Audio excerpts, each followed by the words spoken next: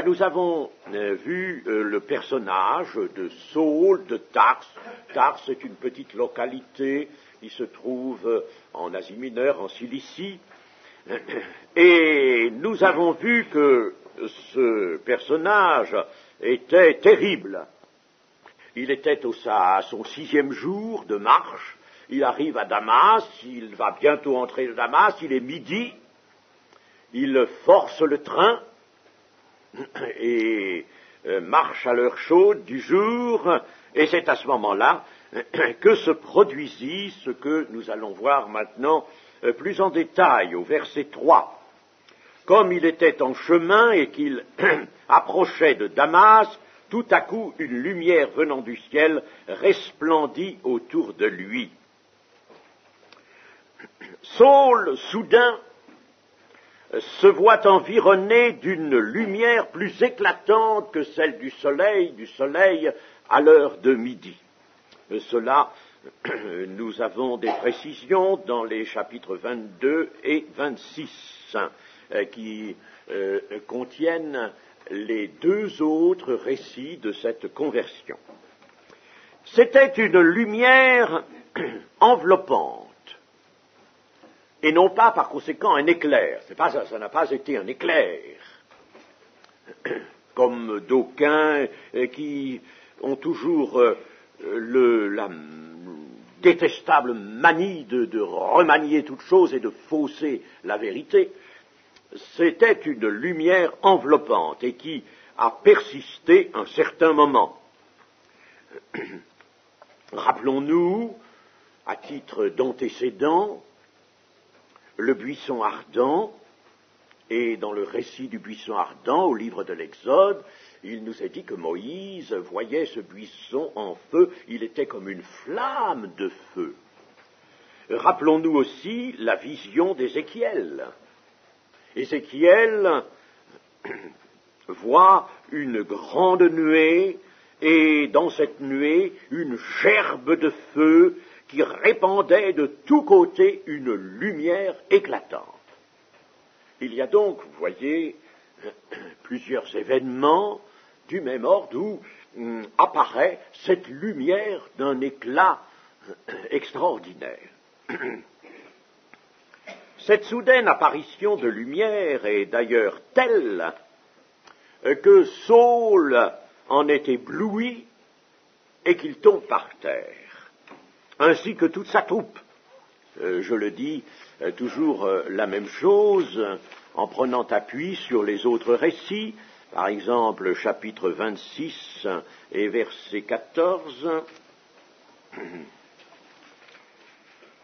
Nous tombâmes tous par terre. Vous voyez, il n'y a pas eu que Saul, toute la troupe, tous ses compagnons, tous ses soldats tombent par terre. Et j'entendis une voix qui me disait en langue hébraïque, « Saul, Saul, pourquoi me persécutes-tu » Oui, une voix, en effet, se fait entendre. « Saul, Saul, pourquoi me persécutes-tu » en langue hébraïque. Et le Seigneur d'ajouter, « Il te serait dur de regimber contre les aiguillons. » Avant de voir le sens de cette parole, disons que c'est tout à fait dans la manière de Dieu que d'interpeller quelqu'un par son nom. Nous avons comme exemple celui d'Élie, par exemple, dans le premier livre des rois, chapitre 19. Élie, que fais-tu ici? Et Dieu interpelle par quelqu'un par son nom. Croyons-nous que la chose ne se fasse plus ici, dans le temps de l'Église? Ce serait un tort de le penser. Le Seigneur peut nous interpeller par notre nom. Par notre nom. Samuel, le jeune Samuel aussi est interpellé par son nom, alors qu'il était dans la maison du sacrificateur Élie.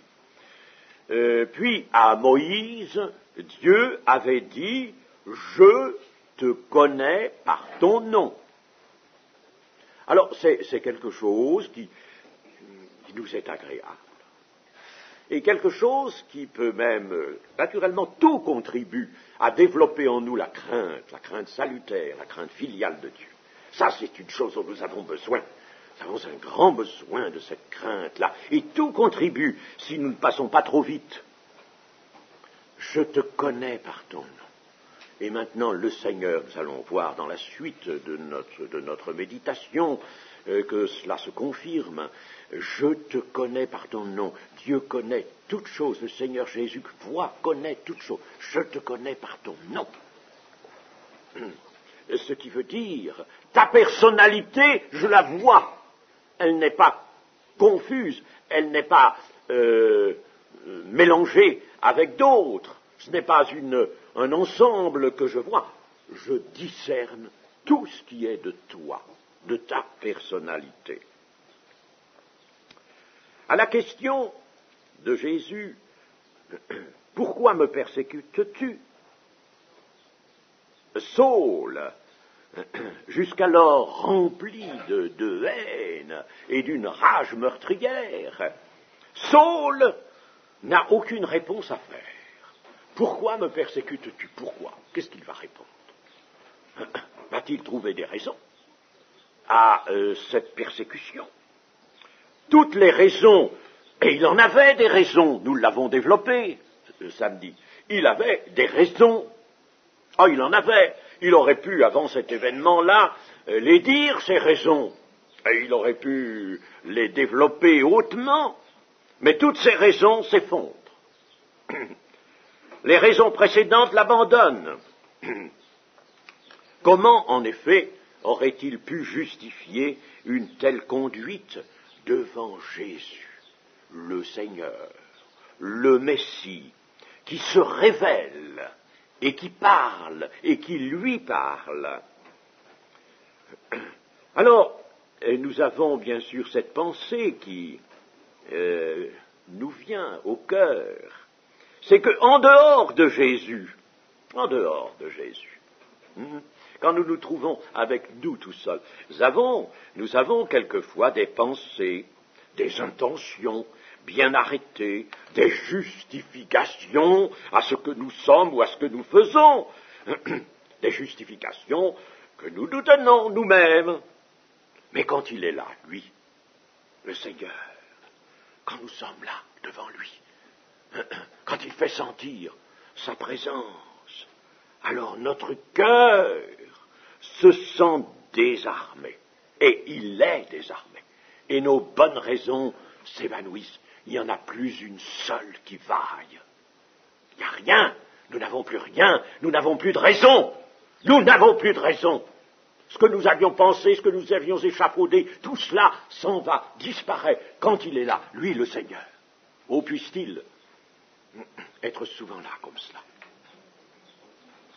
et nous mettre à ses pieds, pour que tout s'effondre, tout s'en aille, nos projets, tout. Oh, comme j'ai en horreur cette tendance qui, avec bien d'autres choses nuisibles, apparaît aujourd'hui, et selon laquelle il faut échafauder tout un programme, faire des projets, alors que Jacques nous dit au contraire de ne pas faire de projets. Et nous verrons en effet que le chrétien n'est pas celui qui se donne un programme lui-même, c'est celui qui entre dans un programme que Dieu a préparé pour lui.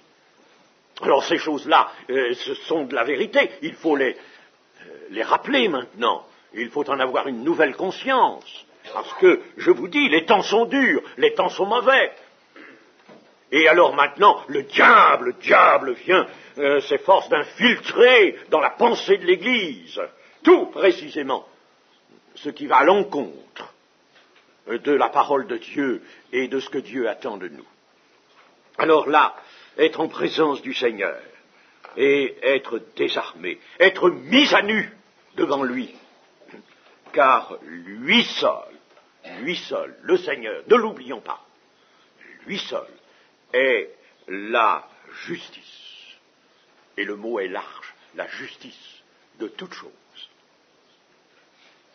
Nous croyions avoir raison, nous nous défendions, nous avions préparé ceci, cela. Était-ce juste ce que nous avions préparé, ce que nous voulions faire, était-ce juste? Non. Quand il est là, non, plus rien de cela n'est juste. La justice, la voici, c'est lui, le Seigneur. C'est ce qu'il nous demandera de faire. C'est ça qu'est la justice. Comme Jean-Baptiste, comme Jésus le dira devant Jean-Baptiste, il est convenable que nous fassions maintenant ce qui est juste. Et pourquoi était-ce juste qu'il soit baptisé par la main de Jean-Baptiste? Il était juste parce que c'était inscrit dans le dessein de Dieu. Et c'est ça notre voie, ce qui est inscrit dans le dessein de Dieu. Nous aurons l'occasion d'y revenir à ça. Le christianisme ne se vit pas autrement. Je vous dis actuellement, nous sommes détournés par une action séductrice venant du dehors vers l'Église. Nous sommes détournés de cela. Alors c'est pourquoi j'insiste, et il faut que nous revenions à cela. Méfions-nous de nos justes raisons, nos prétendues raisons justes, élaborées loin du Seigneur. Et n'oublions pas que nos paroles nous jugent. Nos paroles nous jugeront. Saul, à ce moment-là, au moment de cette vision, voit le Seigneur Jésus. Il voit Jésus. En effet, au chapitre 22 et au verset 14 à 17, nous lisons.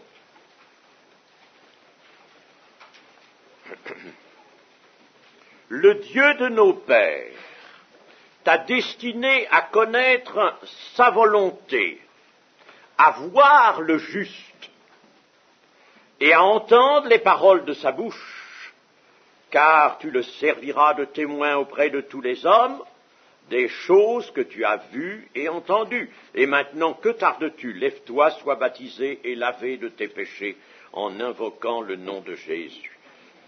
Le Dieu de nos pères t'a destiné à connaître sa volonté et à voir le juste. Donc, Saul a vu Jésus, ce qu'il faut tout de même préciser. Et cela résulte aussi de quelques allusions que nous trouvons dans les épîtres de Paul. 1 Corinthiens 9, 1. Ne suis-je pas libre, dira Paul, ne suis-je pas apôtre, n'ai-je pas vu Jésus notre Seigneur? N'ai-je pas vu Jésus notre Seigneur? N'êtes-vous pas mon œuvre dans le Seigneur? Et puis, au chapitre 15 de cet épître, et au verset 8, chapitre 15, verset 8, après eux tous, il m'est apparu à moi comme à l'avorton. Saul, de plus, avait connu Jésus. Il avait connu Jésus dans le cours du ministère terrestre du Seigneur, des 3 ans des évangiles. Il avait connu Jésus. Il avait vu. Mais il avait vu avec des yeux de pharisien, comme quantité d'autres juifs avaient vu et connu extérieurement Jésus. Bien sûr, Jésus avait été célèbre, comme dit l'évangile de Marc, et bien sûr beaucoup de sensations avaient été faites autour de sa personne, et l'on ne pouvait pas avoir ignoré cela, surtout étant attaché de très près au Sanhédrin, étant parmi les chefs des Juifs, les pharisiens, c'était impossible. Par conséquent, Paul avait connu Jésus, mais je dis bien extérieurement. Ce qui nous le fait dire et nous le montre, c'est par exemple ce que Paul écrit dans 2 Corinthiens 5 au verset 16. Ainsi, dès maintenant, nous ne connaissons personne selon la chair, et si nous avons connu Christ selon la chair, maintenant nous ne le connaissons plus de cette manière. Si nous avons connu Christ selon la chair. Il était de ceux qui avaient connu Jésus selon la chair. Mais ça ne donnait rien, il l'avait connu d'ailleurs avec le même cœur que tous ses collègues, tous ceux de sa caste. Il l'avait connu avec ce cœur rempli de contestation.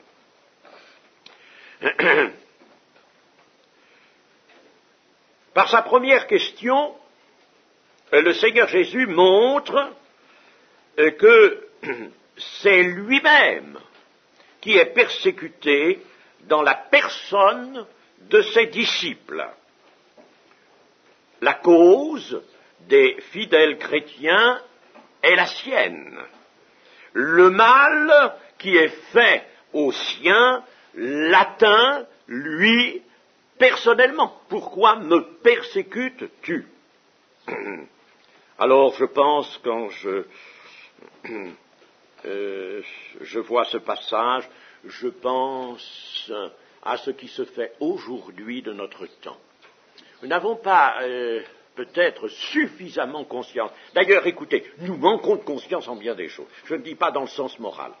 Mais nous manquons surtout de prendre vraiment en compte et en charge les éléments de la révélation de Dieu. Nous manquons, ce dont nous manquons, c'est de foi. Une foi qui vraiment saisit, prend en compte. Ça c'est quelque chose qui s'éteint dans l'Église. Il y a eu bien mieux que ce que nous avons. C'est quelque chose qui s'éteint dans l'Église, chers amis. Il faut le constater. Je le vois depuis quelques années et j'en suis vraiment profondément attristé. Les choses sont dites, on les rappelle, soit dans les prédications, soit dans les lectures, on rappelle ces choses, oui, et on passe là-dessus. Ça ne porte pas, on ne prend pas, on ne saisit pas les grandes choses de la révélation. Mais attention, tout cela, c'est la révélation de Dieu. Eh bien, donc, il faut savoir que lorsque l'on persécute les disciples, les membres de l'Église, c'est le Seigneur qui est persécuté. Et c'est pourquoi, personnellement, je lis plusieurs journaux, des journaux spécialisés touchant les persécutions dans le monde. Et ces persécutions dans le monde sont aujourd'hui très conséquentes, et on peut dire qu'elles forment un des grands signes de la fin. Le Seigneur Jésus, n'est-ce pas, nous a bien placé le gros volume des persécutions tout à fait à la fin, là, et maintenant nous y sommes, et c'est un de ces signes, de ces grands signes, qui nous fait dire, cette génération ne passera pas que tout s'accomplisse. Alors attention, chers amis, les persécutions, nous vivons bien tranquilles encore, nous, ici. Mais les persécutions, il y en a. Allez voir en Russie, allez voir en Roumanie, allez voir en Bulgarie, en Lituanie, allez voir en Chine même. Il y a eu, semble-t-il, une trêve, mais attention, l'Église est loin d'être libre. Mais en tout cas, les persécutions sévissent sous des formes véritablement terribles, redoutables pour ceux qui les subissent, nos frères, nos sœurs, emprisonnés, arrachés leurs enfants, les enfants arrachés aux familles. Et puis les traitements dans les hôpitaux psychiatriques, on sait à quoi ça sert, ça. Il y a vraiment là des persécutions terribles. Alors je pense qu'aujourd'hui, maintenant, le Seigneur est persécuté. Pensez-vous que nous servons, nous, un Seigneur qui est persécuté? Le Seigneur est persécuté. Il est persécuté, gravement persécuté aujourd'hui. C'est pour ça qu'il ne va pas tarder à revenir. Et l'apôtre Paul, de répondre au verset 5, « Qui es-tu, Seigneur? Qui es-tu, Seigneur ?» Et le Seigneur se nomme, « Je suis Jésus que tu persécutes, il te serait dur de regimber contre les aiguillons. »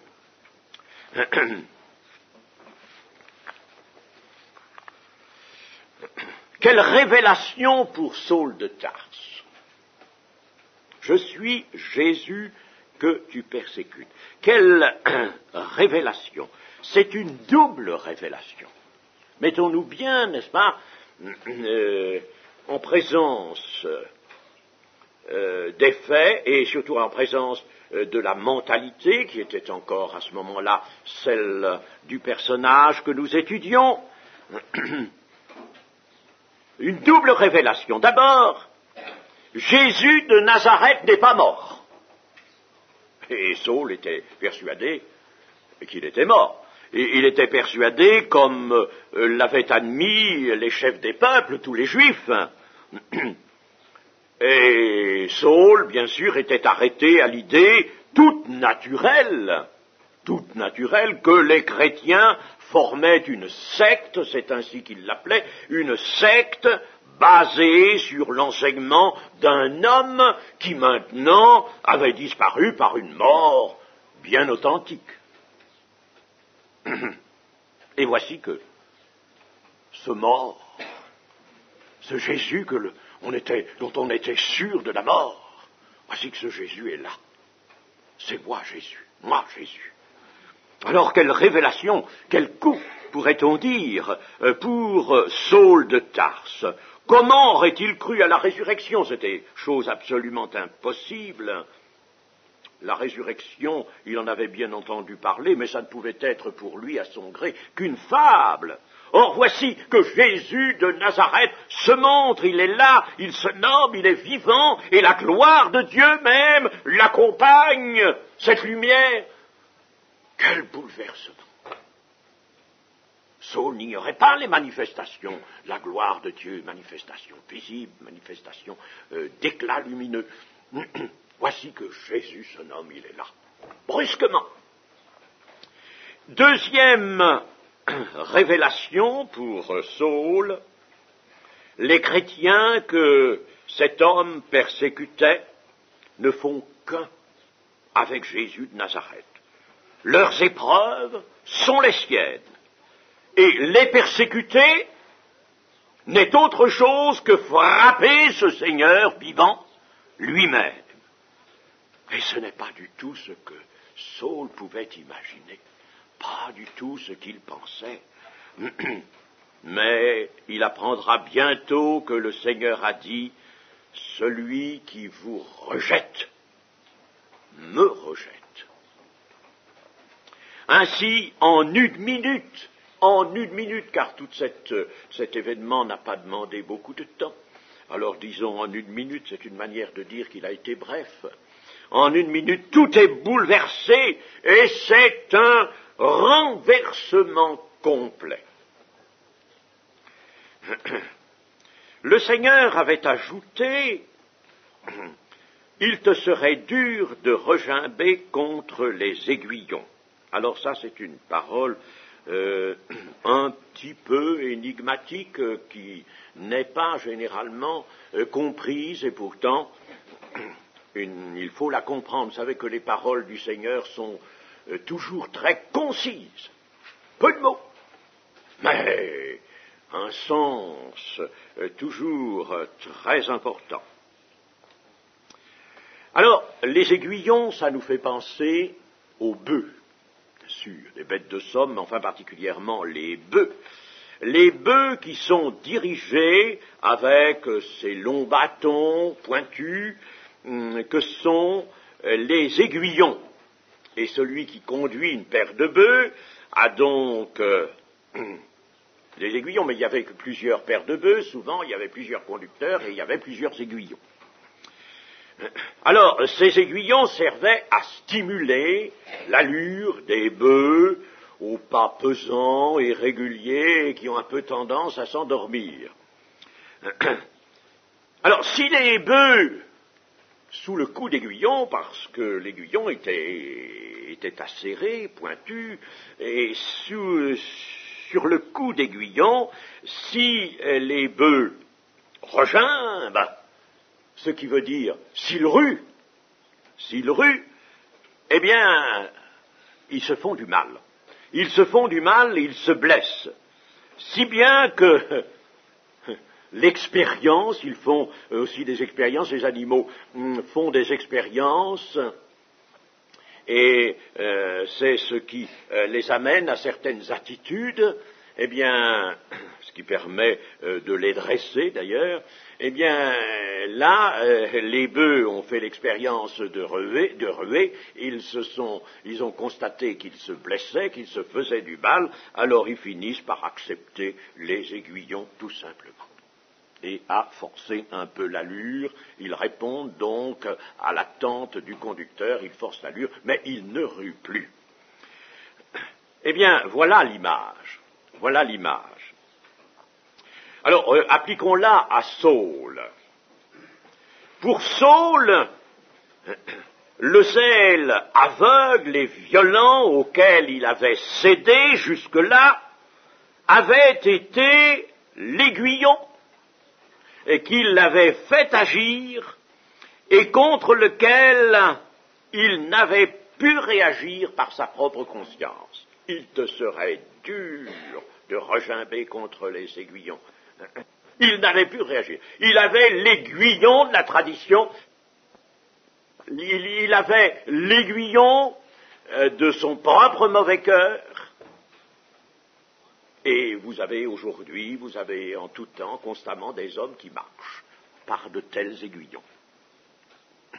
Je ne veux pas toujours que s'ils avaient le temps de repenser ce qu'ils font, qu'ils se verraient véritablement assurés d'être dans la bonne voie, de faire quelque chose qu'ils doivent faire, non, mais ils cèdent à la pression de leur milieu. Ils sont engagés dans un système, et ils obéissent au système, et ils ne peuvent pas regimber contre ces aiguillons qui les poussent en avant et qui les conduisent, quelle que soit leur voie. Et c'était, voilà ce que le Seigneur voulait d'abord dire à Saul. Il te serait dur de regimber contre les aiguillons. Tu n'aurais pas pu toi-même changer de conduite, changer de direction. Il y avait toujours les aiguillons qui te poussaient. Tu avais aussi l'aiguillon de l'orgueil. Tu voulais paraître devant ces messieurs, ces 70 messieurs du Sanhédrin. Comme le champion, il était jeune, Saul. Il était jeune à cette époque. Tu voulais venir là, comme le champion, je rentre, c'était presque un général romain qui venait victorieux d'une campagne. Voilà, j'ai ramassé tous ces chrétiens, je les ai jetés en prison. Et maintenant, prononcez une juste sentence. Il en appelait à la sentence de mort. Voilà, n'est-ce pas, l'aiguillon de l'orgueil aussi. Tous les aiguillons étaient là. Il te serait dur, tu n'aurais pas pu, malheureux, toi, te débarrasser de ce qui te forçait à marcher dans cette voie. Et quelle leçon pour nous, chers amis, si nous ne sommes pas libres et libérés de tout cela, de l'orgueil, de notre milieu. Si nous ne sommes pas libérés de tout ça, alors nous aurions encore des aiguillons qui nous pousseraient dans une voie différente de celle où le Seigneur nous désire. Maintenant, dans la pensée du Seigneur, il y a un autre aiguillon. Il te serait dur de regimber contre les aiguillons. Eh bien, en voici un autre maintenant, un autre aiguillon. Après cet événement qui a jeté Saul à terre, et nous allons voir qui a détruit en somme le Saul de Tarse, eh bien, voici un nouvel aiguillon. Un aiguillon qui va le diriger tout autrement. Et cet aiguillon, c'est l'appel, soudain a changé de cap. Car quel est le sens de cet événement? Sinon cela.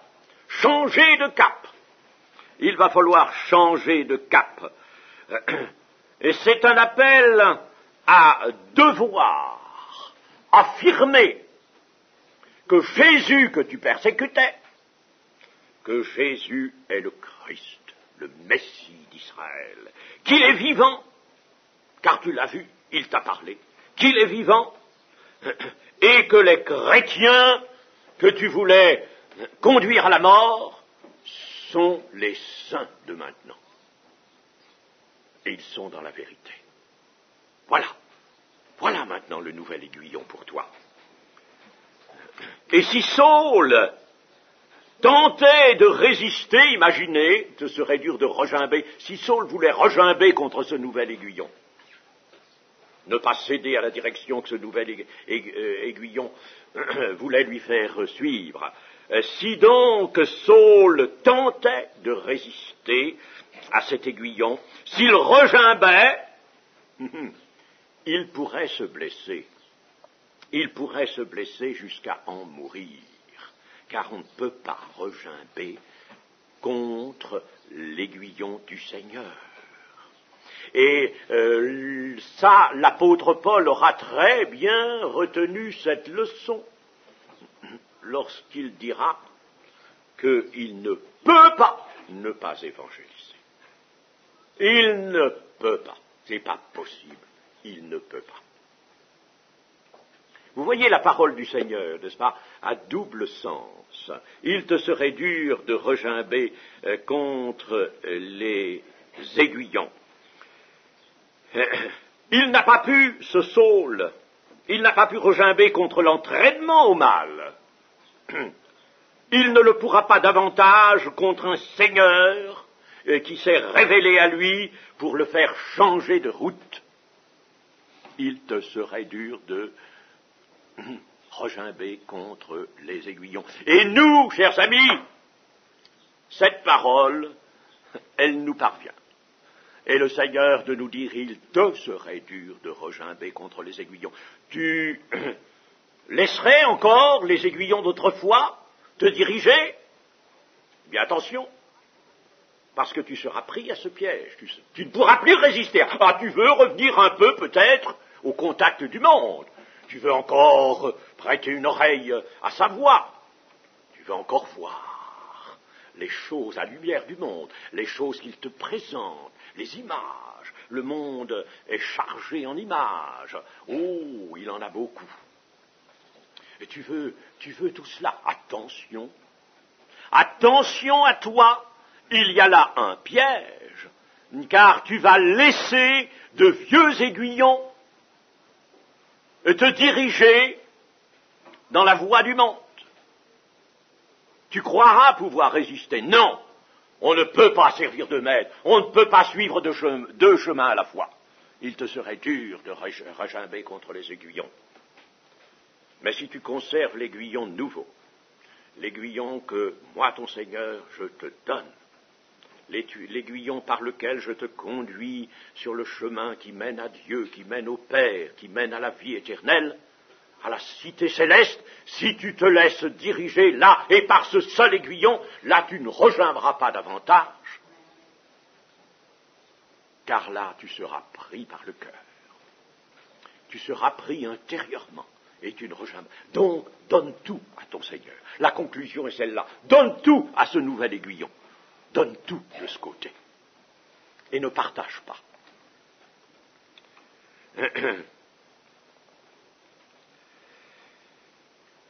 Et au verset 6, tremblant et saisi d'effroi, il dit, Seigneur, que veux-tu que je fasse? Et le Seigneur lui dit, lève-toi, entre dans la ville, et on te dira ce que tu dois faire. Et voici en effet la seule instruction que le Seigneur Jésus va donner à Saul. Seigneur, que dois-je faire? Que veux-tu que je fasse? Saul est abattu. Il abat toutes ses armes. C'est fini. Il ne peut plus, voilà un nouvel aiguillon. Il sent bien qu'il ne peut plus regimber contre ce nouvel aiguillon. Le Seigneur a changé l'aiguillon. Alors, que veux-tu que je fasse, Seigneur? Saul, attention, comprenons pas mal. Saul n'a pas perdu sa liberté. Mais comme il le dit devant Agrippa, au chapitre 26, où il raconte encore cette conversion, je n'ai point résisté à la vision céleste. Ce qu'on peut traduire aussi, je n'ai pas pu regimber devant cet aiguillon nouveau. Je n'ai point résisté à la vision céleste. Ou aussi, je ne devins point désobéissant à la vision céleste, c'est une autre traduction. Je ne devins point désobéissant à la vision céleste. Pourquoi il ne devint pas? Parce qu'il ne put pas. Il ne put pas devenir désobéissant à cette vision. Il se soumet par conséquent. Et ce n'est plus le moment d'hésiter. Il ne peut pas regimber et briser dans ses forces humaines. Il obéit. À cet instant, Saul voit tout son passé s'effondrer. Toute sa vie basculer comme un navire qui chavire. Tout s'effondre. Il est un homme qui vient de mourir, sans être mort, qui vient de mourir à sa vie précédente. Sa famille, sa condition sociale et religieuse, l'espoir que l'on plaçait en lui, en haut lieu, sa culture, ses projets, ses ambitions, tout, absolument tout sombre dans le gouffre de la mort, dans l'abîme. Et plus tard, Paul goûtera de l'abîme, il sait ce que c'est que l'abîme. Mais quand il y sera, réellement, alors là, réellement, je veux dire, d'une façon physique, quand il y sera, là, dans l'abîme, dans l'eau de la mer, il saura qu'il y a été d'une autre manière. Et il en parle, en effet, avec ce double sens. Il est un homme foudroyé, à lumière, qu'il a enveloppé, si éclatante, l'a foudroyé. Un homme dont la vie est carbonisée. Que devient-il? Où en est-il?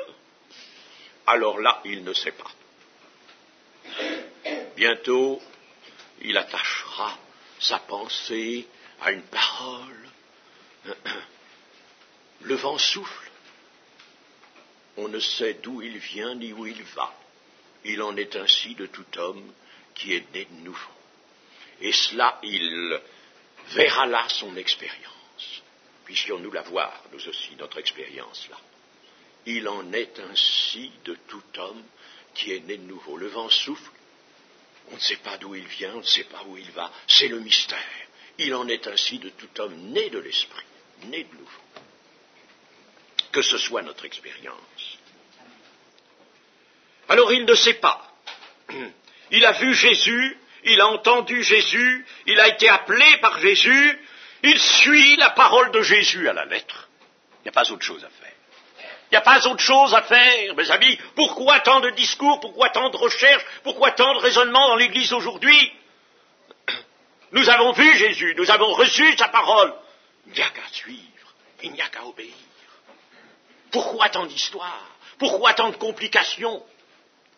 C'est du diable que tout cela vient. Que votre parole soit oui, oui.